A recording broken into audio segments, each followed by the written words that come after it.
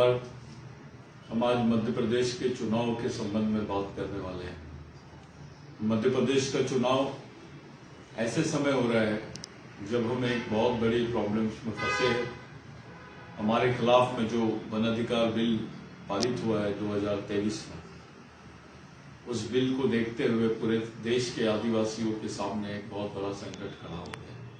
और केवल आदिवासियों के लिए नहीं, तो जो लोग जंगलों में रहते हैं, तो SC, ST, OBC, ओपन इत्यादि समाज के सभी लोग, इन सब लोगों का जीवन जो है खतरे में आ गया है। ये देश में 4 राज्यों का जो चुनाव हो रहा है, ये बहुत महत्वपूर्ण चुनाव है। इन चुनाव में सबसे ज्यादा अगर किसी को तकलीफ होगी तो आदिवासियों को होगी, क्योंकि राजस्थान में भी 5वीं अनुसूचित क्षेत्र के आदिवासी रहते हैं, मध्य प्रदेश में भी है, छत्तीसगढ़ में भी है, तेलंगाना में भी है। और ऐसे क्षेत्रों के आदिवासियों के समक्ष उनके अस्तित्व को बचाने की लड़ाई, उनके संवैधानिक अधिकारों को बचाने की लड़ाई एक तरफ है, और दूसरी तरफ चुनाव है। हम चुनाव से क्या हासिल कर लेंगे, हम चुनाव में हमारे समाज की क्या पोजीशन रहेगी, इस बारे में, इस बात को लेकर काफी चिंतित है। आप तमाम लोग अलग अलग पार्टियों से जुड़े हुए हैं, अलग अलग संगठनों से जुड़े हुए हैं, लेकिन ये समय संगठन, पार्टी और इसकी बात करने का नहीं है। ये समय सिर्फ और सिर्फ समाज को लेकर बात करने का समय है, क्योंकि ये चुनाव की जो प्रक्रिया है, ये 15-20 दिन बाद 17 नवंबर के बाद खत्म हो जाएगी। लेकिन इसी बीच में, इसी प्रक्रिया में आपको अपने अधिकारों को स्थापित करने वाला आंदोलन, अपने अधिकारों को के खिलाफ में जो आपके साथ जो षड्यंत्र हुआ है, उसके खिलाफ में आपको एकजुट होना ये बहुत जरूरी है। बाद में आप आंदोलन नहीं कर पाओगे, क्योंकि ये बिल आपके क्षेत्रों में मिलिट्री, पैरामिलिट्री फोर्सेस को तैनात करने की सिफारिश कर रहा है, और बहुत जल्दी ये सब चीजें देश में दिखाई देंगी आपको। इन्होंने एजेंडा भी G20 में इसी एजेंडे को लेकर बात की है। साथियों, मेरा आप लोगों से सामाजिक अपील है कि पहले आप अपने क्षेत्र, आरक्षित क्षेत्र को देखिए, चाहे आदिवासी हो या दलित हो। जिस आरक्षित क्षेत्र को आप देख रहे हो, उसमें आदिवासियों की जितनी जनसंख्या उसको देखिए, उसमें दलितों की कितनी जनसंख्या वो देखिए, OBC की कितनी जनसंख्या है वो देखिए, मुस्लिम और अन्य अल्पसंख्यकों की कितनी जनसंख्या है वो देखिए। उसके आधार पर आपसी तालमेल, सामाजिक गठबंधन की तरफ आप लोग बढ़िए, और सर्वसम्मति से एक कैंडिडेट आप लोग तैयार कीजिए, और उसी कैंडिडेट को पूरे लोग मिलकर वोट कीजिए। ये राजनीतिक पार्टियों के खिलाफ में सामाजिक आंदोलन है। आप इस चुनौती में भले टिक पाओ ना टिक पाओ, ये दूसरा पहलू है। लेकिन अगर ये ऐसा हो जाता है तो निश्चित रूप से मध्य प्रदेश नहीं, पूरे देश में एक बहुत बड़ा उदाहरण हम पेश कर पाएंगे, क्योंकि आपके समाज का फैसला, आपके आरक्षण का फैसला, आपके राजनीतिक प्रतिनिधित्व का फैसला संविधान के हिसाब से या बाकी चीजों से नहीं, पार्टी की मर्जी के हिसाब से, पार्टी के नेताओं की मर्जी के हिसाब से हो रहा है। ये चीज हमने सोचना चाहिए कि आखिर राजनीतिक प्रतिनिधित्व पर पार्टी का कैसे कब्जा बन गया है। ये पार्टियों का, जो राष्ट्रीय पार्टियों का कब्जा है, इस कब्जे को आपको समझना है। इस कब्जे से अपने आप को, अपने समाज को अलग निकाल के अपनी एक अलग ताकत आप लोगों को दिखानी है, तब जाके आपके अधिकारों पर, आपकी समस्याओं पर इस देश में बात होगी। मध्य प्रदेश में किसी भी पार्टी के मैनिफेस्टो में आदिवासियों के संवेदनशील प्रश्नों का कहीं जिक्र नहीं है, और यही कारण है कि बिरसा ब्रिगेड के माध्यम से ये जो वन सुरक्षा संवर्धन अधिनियम बनाया गया 2023 में, इसके खिलाफ में सुप्रीम कोर्ट में भी पिटीशन दी गई है। और अब जब इस पिटीशन को दायर कर दिया गया है, अब इसको लाखों सिग्नेचर के माध्यम से, हस्ताक्षर मुहिम के माध्यम से हम लोग इसको सुप्रीम कोर्ट तक के पहुंचाने की कोशिश करेंगे।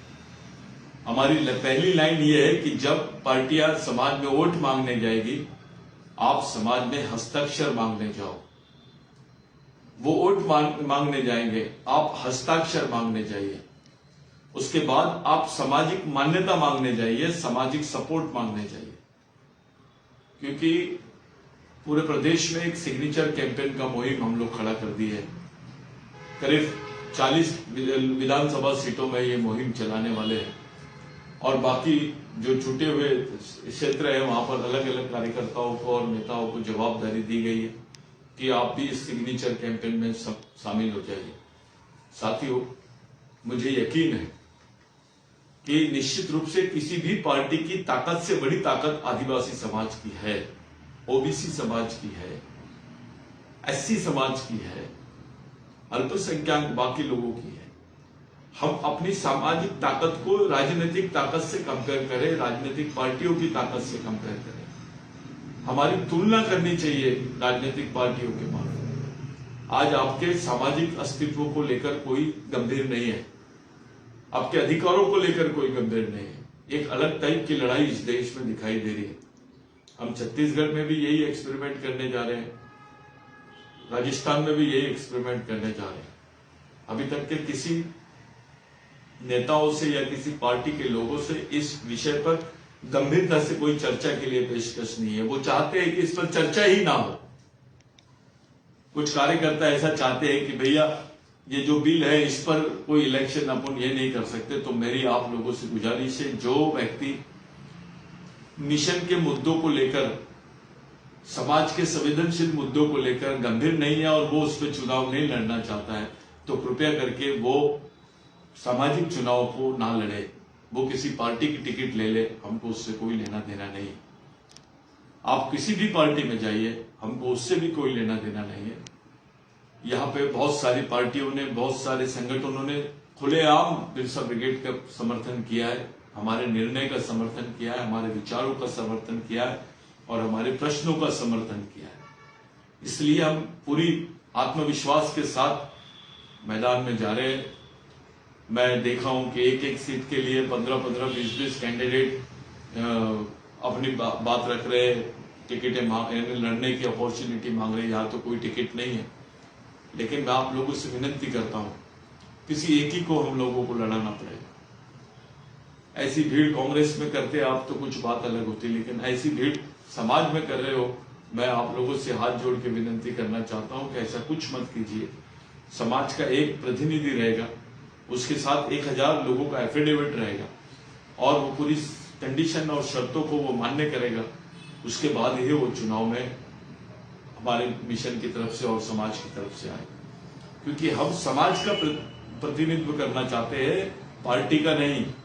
आप किसी भी पार्टी के माध्यम से समाज का प्रतिनिधित्व नहीं कर सकते हो, क्योंकि पार्टियां समाज का प्रतिनिधित्व नहीं कर रही है। अगर पार्टियां समाज का प्रतिनिधित्व करती तो आपके साथ ये होता नहीं। आप लोग शांत दिमाग से, चाहे जेएस के साथी हो, चाहे जीएसयू के साथी हो, चाहे बिरसा ब्रिगेड के लोग हो, आदिवासी बचाओ आंदोलन के साथी हो, या और हमारे ओबीसी महासंघ के साथी हो, या अल्पसंख्यक साथी हो, हमारे अम्बेडकर आंदोलन के लोग हो, मैं आप लोगों से विनती करता हूं कि एक दूसरे पे विश्वास कीजिए, एक दूसरे को साथ में लीजिए, एक दूसरे को विश्वास में लेकर सामाजिक बैठक करके इस प्रक्रिया को पूरी कीजिए, क्योंकि हमको किसी एक व्यक्ति को ही सामने लाना है। अभी मेरी नजर में, मुझे सुबह से मैंने देखा करीब 3500 लोग प्रतिनिधित्व मांग रहे हैं। किसको किसको देना चाहिए? एक ही आदमी लड़ेगा।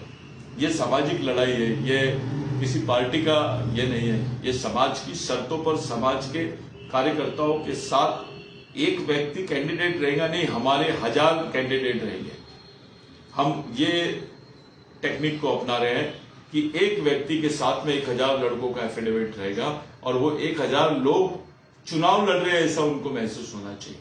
उनको अपनी अपनी जवाबदारी दी जाएगी और वो खुद 1000 लोग चुनाव लड़ेंगे।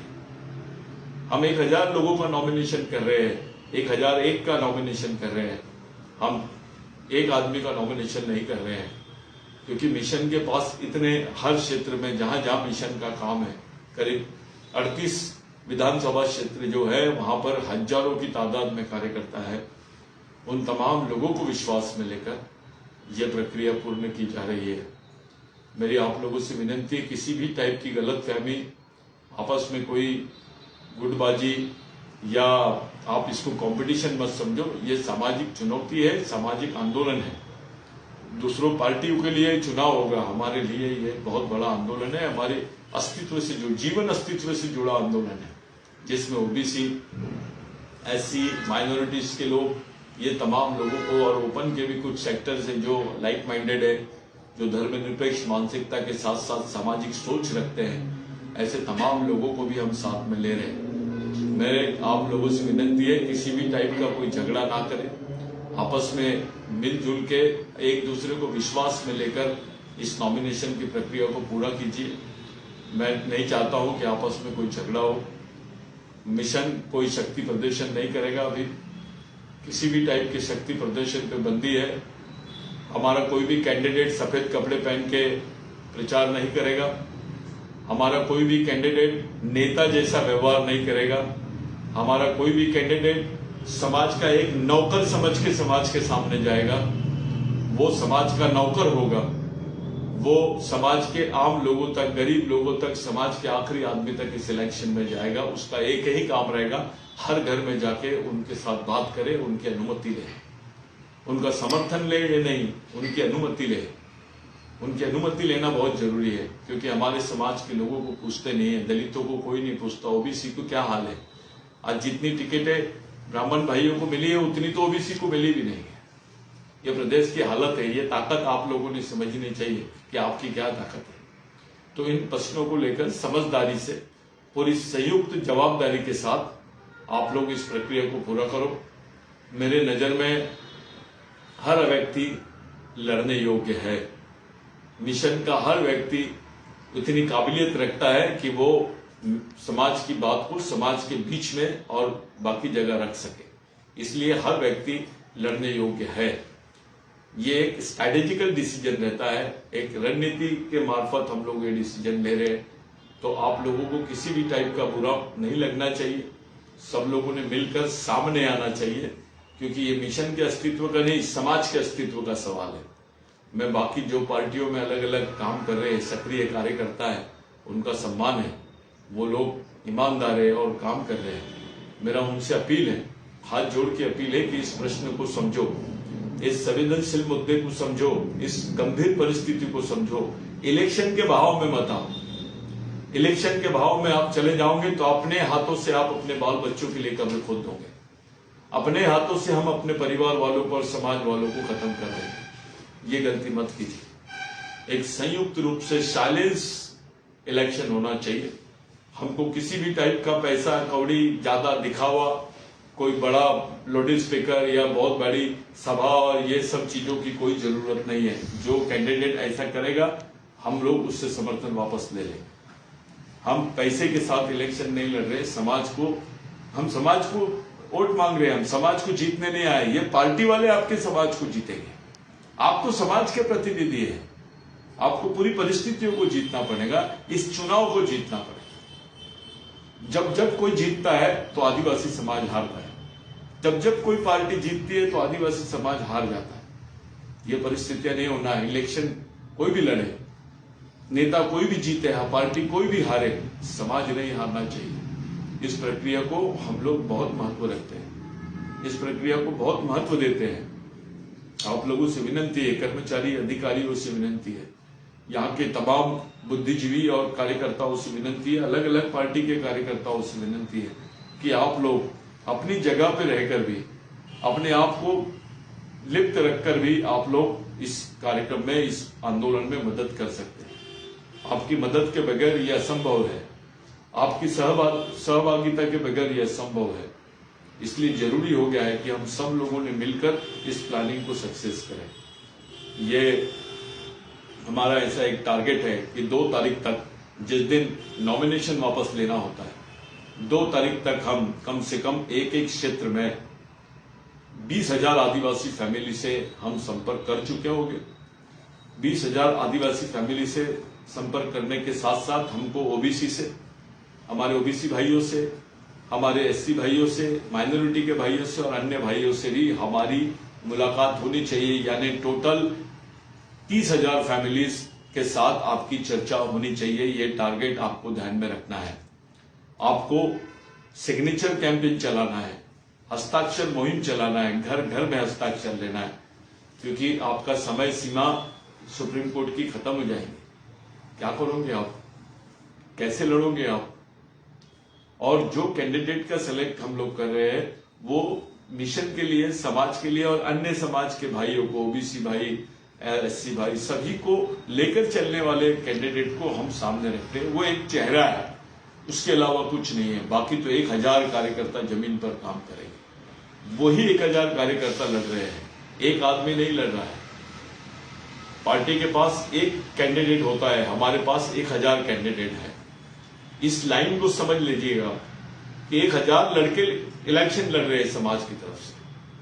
वो अपने अपने क्षेत्रों में काम करेंगे, अपने अपने जवाबदारी के लिए काम करेंगे। अगर हमारे 1000 लड़के लड़ने में सक्षम है, उसी क्षेत्र को हम जीत सकते हैं।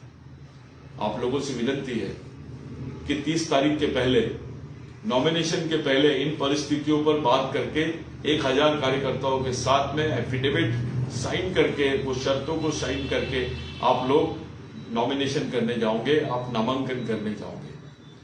और जिस दिन फॉर्म वापस लेने की आखिरी डेट है, तब तक के आपके पूरे सिग्नेचर क्षेत्र के हो जाने चाहिए, ताकि समाज के एक एक आदमी को मालूम पड़े कि क्या हो रहा है हमारे साथ। अगर ये नहीं मालूम पड़ा हमारे माध्यम से, आप मिशन के हो, आप सामाजिक कार्यकर्ता हो, आपको ये बाकी बजाना, ये जितना तमाशा है, इससे दूर रहना है।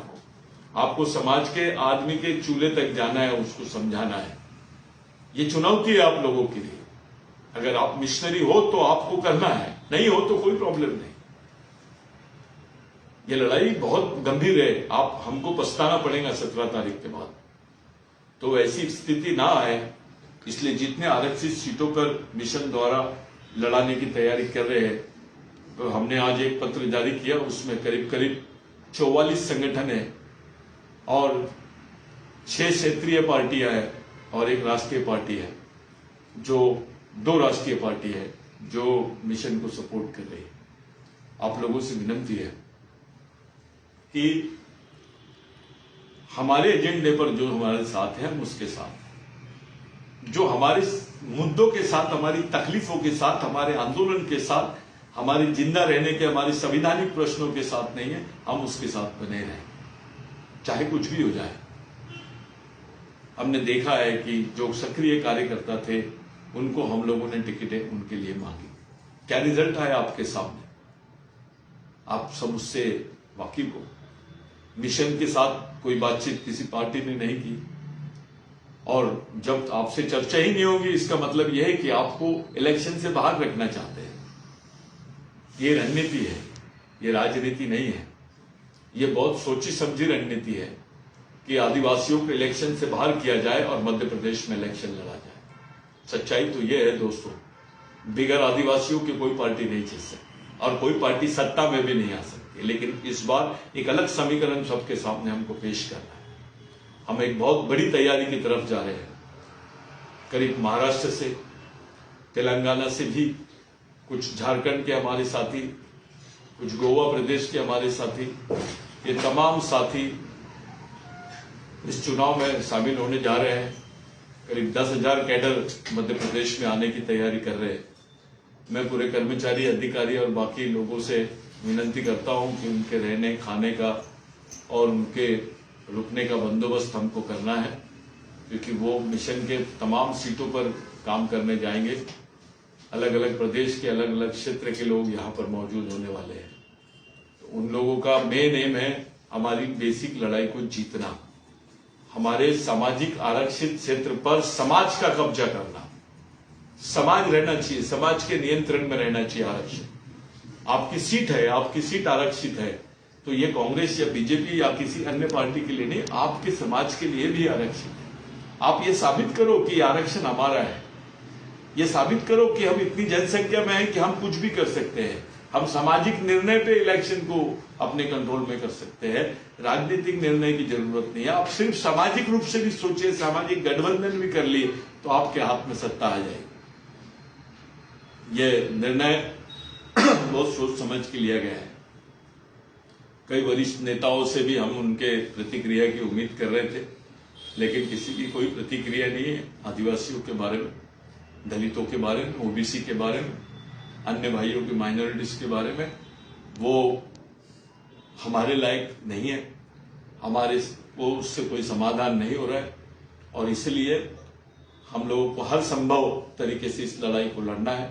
जितने आरक्षित सीट पे लड़के लड़ रहे हैं, हमारी महिलाएं लड़ रही है, जो इंडिपेंडेंट फॉर्म भर रही है मिशन के सपोर्ट से या मिशन के तमाम लोगों के सपोर्ट से, समाज के सपोर्ट से, उन लोगों से मेरी विनती है कि आपस में झगड़ा ना करते हुए सूझबूझ करके आपस में बैठक करके आप लोगों को ये इलेक्शन को जाना है। और इस बार पूरे देश में एक रिकॉर्ड रहेगा कि आदिवासी समाज के कैंडिडेट जा रहे हैं, पार्टी के नहीं, नेता के नहीं, समाज से कैंडिडेट जा रहे हैं। आदिवासी समाज का कैंडिडेट, पार्टी का कैंडिडेट नहीं, समाज का कैंडिडेट समाज के द्वारा नियुक्त किया जाएगा।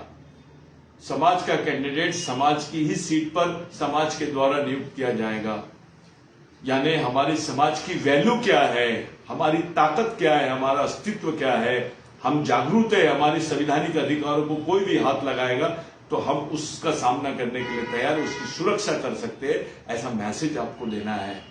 तब जाके ये सब बीमारियों से आप, इस संकट से आप अपने आप को और अपने आने वाली पीढ़ी को बचा सकते हो। ये लाइन बहुत सोच समझ के ली गई है। ये किसी व्यक्तिगत निर्णय नहीं है, ये सामूहिक निर्णय लिया गया है। और अब जहां भी ये निर्णय हो रहा है, आप लोगों से विनती है, आपस में बैठकर सामाजिक निर्णय लेकर आप लोग इस लड़ाई को लड़ेंगे। क्योंकि कोई भी चीज की शुरुआत करते वक्त आपको तकलीफ होगी। लोग पूछेंगे आपसे कि भैया ये एक अलग टाइप का इलेक्शन कैसे लड़ रहे हो। हमने राजनीतिक गठबंधन देखा था, लेकिन सामाजिक गठबंधन पहली बार देख रहे हैं। तो भारतीय पॉलिटिक्स में ये पहला एक्सपेरिमेंट होगा। और आदिवासियों द्वारा, जो समाज का सबसे आखिरी वर्ग है, वो समाज के सबसे पहले वर्ग के अस्तित्व के, यानी अपने अस्तित्व को बचाने के लिए उसके खिलाफ में खड़ा होगा। आज का जो संभाषण है वो ये है कि आपको आपकी सामाजिकता दिखानी है, आपको आपके समाज पर नियंत्रण करना है, आपको आपके समाज पर होने वाले और हुए षड्यंत्र के बारे में समझाना है, और आपको आपके समाज के प्रत्येक आदमी तक, समाज के आखिरी आदमी तक जाना है। इसकी तैयारी पूरे कैडर्स ने करना है। और ये हस्ताक्षर मुहिम पूरे प्रदेश में, तीनों चारों राज्यों में हम लोग शुरू करने जा रहे हैं। करीब करीब हमारा टारगेट है, हम 15 लाख हस्ताक्षर खड़ा कर ले 4 तारीख तक, 3 तारीख तक, ताकि हम उसको सुप्रीम कोर्ट में दे सके। देश का सबसे बड़ी जनहित याचिका के रूप में इसको जाना जाएगा, क्योंकि ये बहुत संवेदनशील मुद्दों से जुड़ा हुआ है। केवल आदिवासियों से नहीं, देश के पर्यावरण से भी जुड़ी हुई बात है। आप लोगों से मेरी हाथ जोड़ के विनती है कि आप लोग इस लड़ाई में ईमानदारी से, समझदारी से अपनी भूमिका निभाएंगे। किसी टाइप का ये नहीं करेंगे, आपस में बैर नहीं करेंगे। एक छोटे मोटे स्वार्थ को लेकर, एक आर्थिक स्वार्थ के लिए आप उसकी बलि मत जाइए। कुछ लोग ये कार्यक्रम चालू कर दिए लोगों ने, कुछ अपने स्वार्थ के लिए, अपने आर्थिक स्वार्थ के लिए इस टाइप की प्रक्रिया में घुसे हुए हैं और समाज को पूरा खत्म करने के मोड पे है। मैं ऐसे लोगों से आपको सावधान रहने की जरूरत है। हमको एक पॉलिसी बना के काम कर रहे हैं। किसी भी टाइप का संदेह होने पर आप जरूर बोलिए, खुल के बोलिए। कोई भी चीज आप खुल के डिस्कशन कर सकते हैं। आपको समय समय पर जानकारी दी जाएगी। आज करीब करीब हमारे अभी तक के 8 प्रत्याशियों ने फॉर्म भर चुके हैं। मैं उनके नाम लेना अभी उचित नहीं है, क्योंकि समय आने पर हम पूरे 52 प्रत्याशियों के नाम घोषित करेंगे। और जिन लोगों ने फॉर्म भरा है वो जमीन पे काम करने वाले कार्यकर्ता है, मिशन में काम करने वाले कार्यकर्ता है, वैचारिक कार्यकर्ता है और समाज के लिए समर्पित कार्यकर्ता है। ऐसे लोगों ने भी फॉर्म भरना शुरू कर दिया।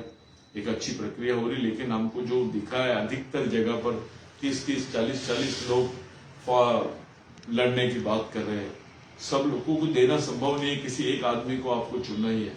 तो आप सामाजिक प्रक्रिया से चुनो ये पार्टी नहीं है, याद रखिए, ये समाज है। इसमें जो भी होगा सामाजिक समन्वय के साथ होगा, सामंजस्य बिठा के हम लोग काम करेंगे, एक दूसरे को विश्वास में लेकर कोई निर्णय होगा। तो आपको बुरा मानने की जरूरत नहीं है।